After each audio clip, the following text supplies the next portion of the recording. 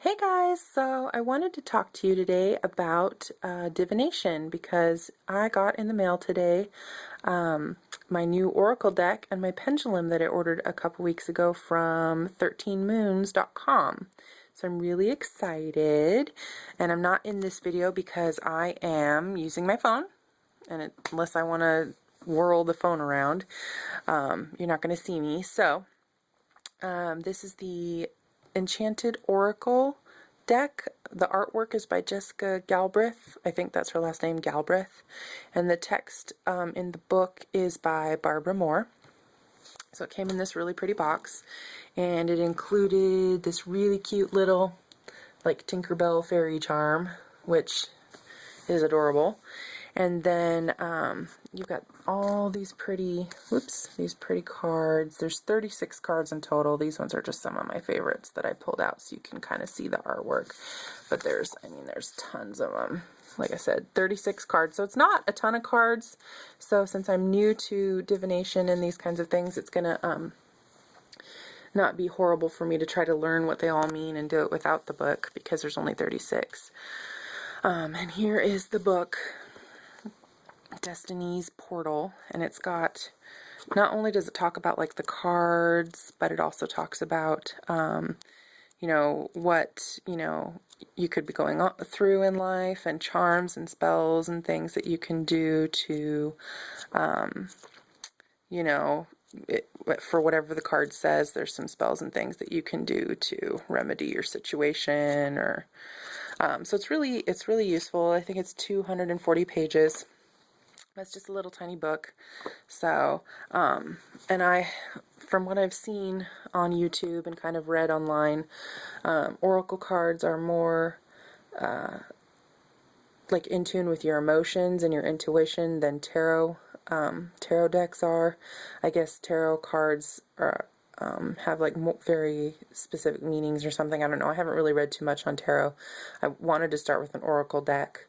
I just thought it would be easier, and it sounded more like something I'd be interested in. So, and I've kind of played with them a little today. This is the card I drew. I just drew one card for myself today, and this is the one I drew, the Green Man. And the Green Man represents change and sacrifice.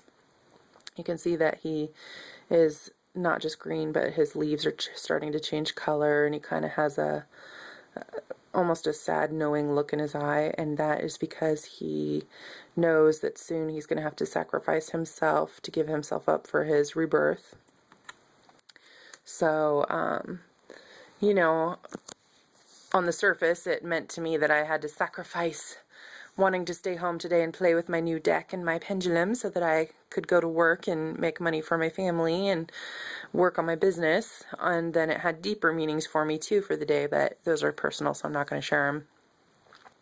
So, but it's just a beautiful deck, and I really connect to it, so I'm really glad that I got it.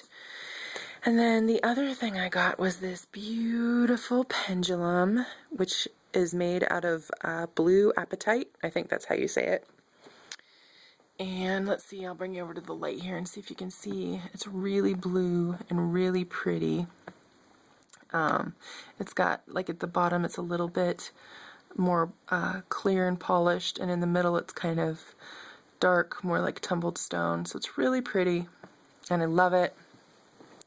I was reading a little bit about blue apatite, and it's used for healing and